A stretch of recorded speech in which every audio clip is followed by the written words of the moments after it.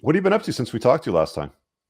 Oh man, just creating content and trying to stay ahead of all the madness that we see in the world, not just socially, but more specifically from a standpoint of macroeconomics.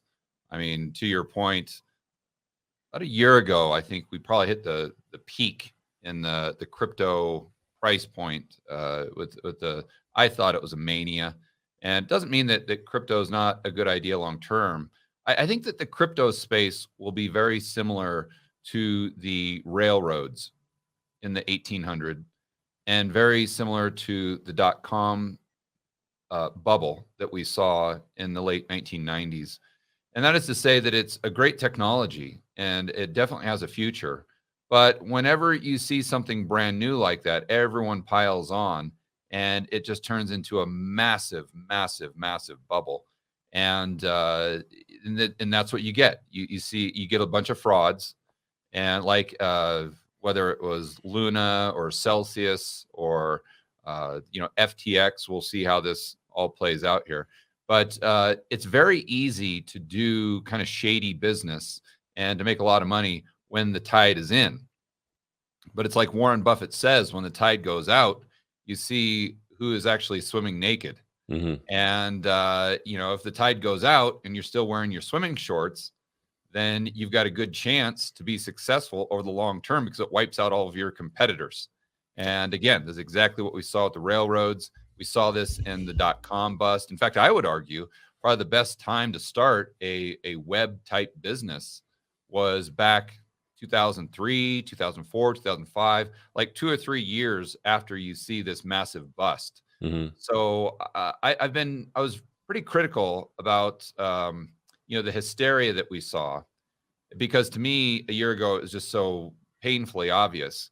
But now I'm actually probably on the other side of the boat saying, well, wait a minute. I know that there's a lot of frauds out here and we're going to have to see how this plays out. We're definitely not at a level where I would consider capitulation, but it doesn't mean that there aren't some interesting things out there. And the lower the price goes, and the more frauds and the more bankruptcies we see, the more interested I get.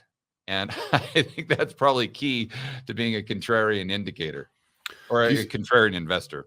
do you think that the crypto bubbles completely popped and we've let all the extra air out of it, or do you see a No, little bit because I more? haven't seen capitulation yet.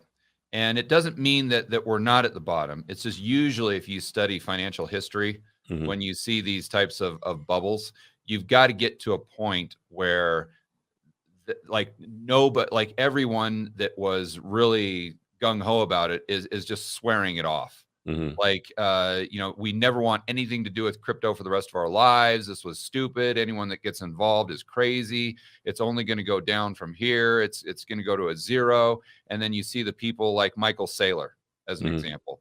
I've always said that I really like Bitcoin to have a purchasing power outside of the commercial banking system. That's the main reason I like it.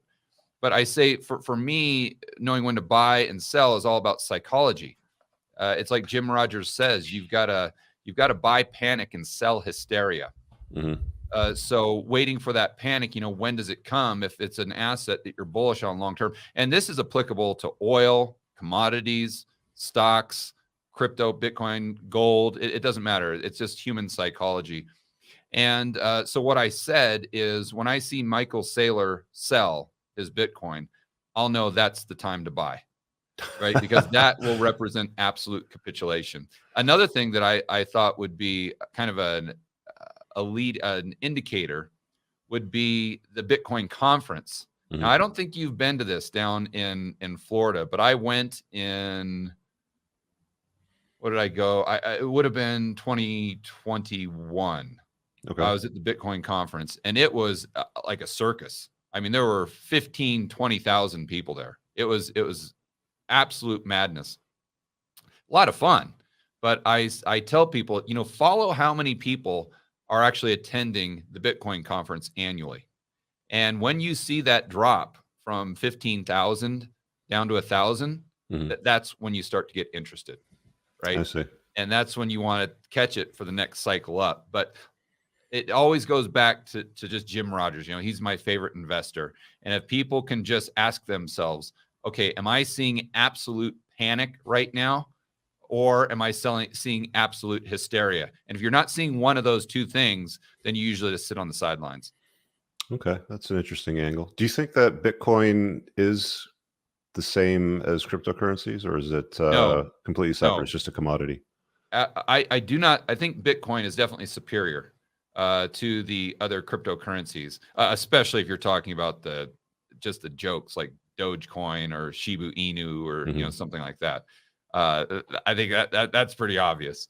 But I would argue that the Bitcoin community got caught up in the exact same type of mania that the community around Shiba Inu or GameStop or Dogecoin, it was the same mentality, right? You got to buy it now. You got to get on the train because it's going to 1 million. And if you don't buy it now, have fun staying poor. Yes, Bitcoin is significantly different, but unfortunately back then, I think the community fell into the same trap. And I mean, you had people like Saylor coming out and said to mortgage your house to buy Bitcoin. And I went on several podcasts back then when the interviewer would ask me, well, why not max out your credit card to buy Bitcoin? And I'd be like, I would have nothing, because that's such an insane question. Like I wouldn't even know how to respond. So definitely the underlying asset, completely different. But at the end of the day, we're all human beings. Yeah, maxing out your credit card to buy anything that's speculative is generally not a good idea. Ask me how I know, It's as a guy never that a good ran one of idea. the biggest debt settlement companies in Canada. It's like a lot of people show up with that problem.